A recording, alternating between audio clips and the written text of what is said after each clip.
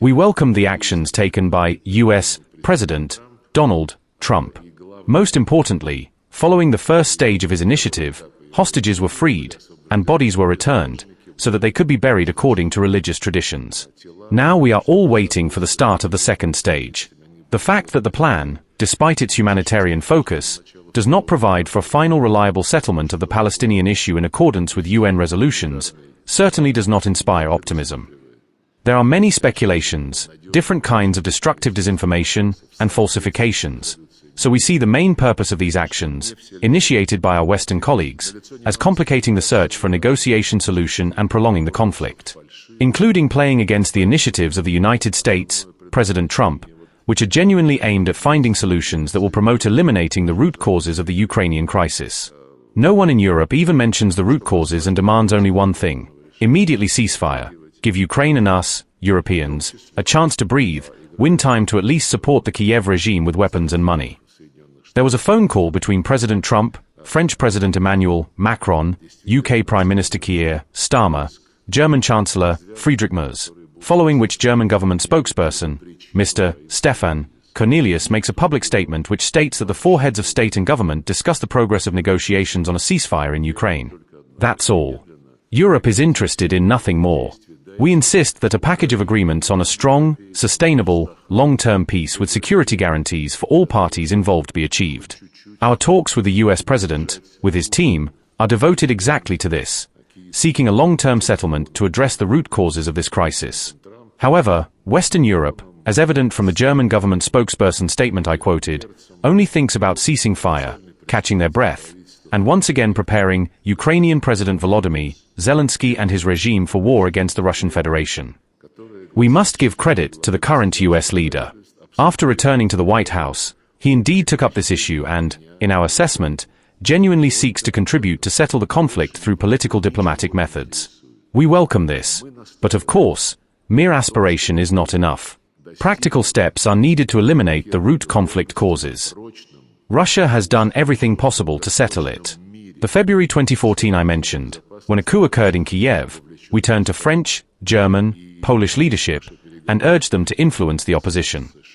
In the West, the resources for a proxy war, financial, logistical, and military, are being depleted. Human losses of the Ukrainian armed forces, according to numerous independent assessments, have long surpassed 1 million and continue to grow. The Kyiv regime, from an ideologically driven combat unit fueled by Nazi ideology, Azov battalions, and other neo-Nazi structures, which, of course, were also fueled by some banned substances in everyday life, turned into an organized criminal group steeped in corruption, dragging down their sponsors. Western ruling circles can conditionally be divided into two camps, with a majority advocating for militarizing European countries' economies and preparing for large-scale armed confrontation in Europe. Obviously, hoping that the war will write everything off and their mistakes will be forgotten. Zelensky, with the support of various leaders in Brussels, Berlin, London, Paris, is trying to sabotage these efforts and invent excuses aimed only at derailing the Trump administration from the chosen path towards sustainable and long-term settlement. All this is intended to be replaced by some concoctions, just to avoid taking actions.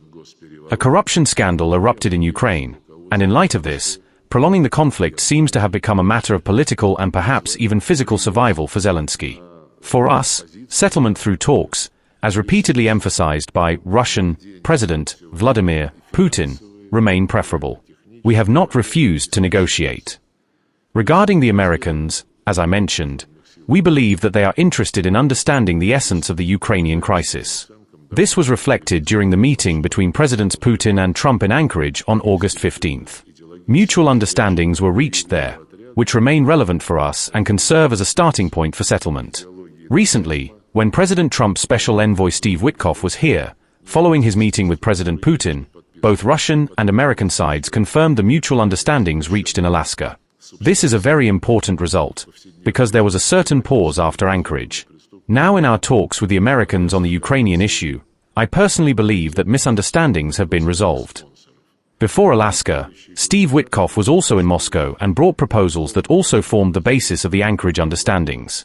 The essence of these understandings is that Ukraine must return to non-aligned, neutral, non-nuclear principles of statehood. If one is worried about the constitution's integrity, what concerns people's rights, civil rights, is much more important than anything else. I want to reiterate, we have a constitution too, and according to this constitution, Crimea, Donetsk, Luhansk People's Republics, Kherson, Zaporozhye regions are integral, equal parts, subjects of the Russian Federation. Simultaneously, we see Europe bustling, with Zelensky darting between Paris, London, and other capitals. What leaks into the press, partially cited by me, clearly indicates that the aim is to undermine the efforts of President Trump and his team. For the majority of these figures like Macron, Starmer, Merz, Polish Prime Minister Donald Tusk, Finnish President Alexander Stubb, European Commission President Ursula von der Leyen, European Commission Vice President Kaja Kallas, the quick conclusion of the conflict is simply unprofitable. They persistently beat the drums of war, as the saying goes, create coalitions of the willing, increase military spending, and try to save their political future. Europeans nurture plans to build up their forces, resources directly on the borders of the Union state of Russia and Belarus. In Poland alone, they announced intentions to increase production of 155mm ammunition 30-fold. Amid all this, they try to convince everyone that they are preparing not for war, but for some kind of just peace in Ukraine. They claim some role in the settlement. All these Europeans, who proudly, like Macron, declare that without us, without Europe, no decision can be made. We do not harbor, as the Russian president has clearly stated, any aggressive plans against either NATO members or EU members.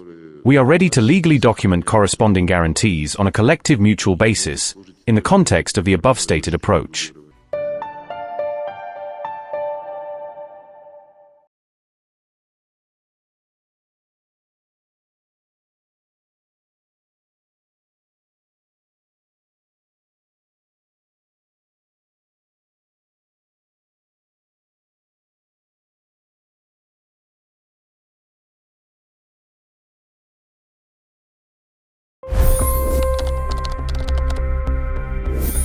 $25 crore गरीब गरीबी को परास्त करके बाहर निकले। For the good of our nation, let's work together and let's truly make America great again. The fastest news breaks. Requested PM saying that look, you will have to speak to Putin and to Zelensky. The biggest newsmakers. The relationship with India is probably the most important bilateral relationship the U.S. will have for the rest of this century. The capital delivered quite an election result today. Expert analysis. The million-dollar question today is how to stop this dance of death. Ground reports. I'm standing at the crossroad of the Kumbh Mela. Behind me are more than 100 entry ghats. Long-form interviews. Exclusionary politics is reflected in Manipur case as well. You don't bother because this is a small state. Deep dive into burning issues. It's often said DRC could be the richest country in the whole world. It's because of what sits underneath. Why exactly did the US topple the Sheikh Hasina government? HD videos. We don't just break news, we break it down.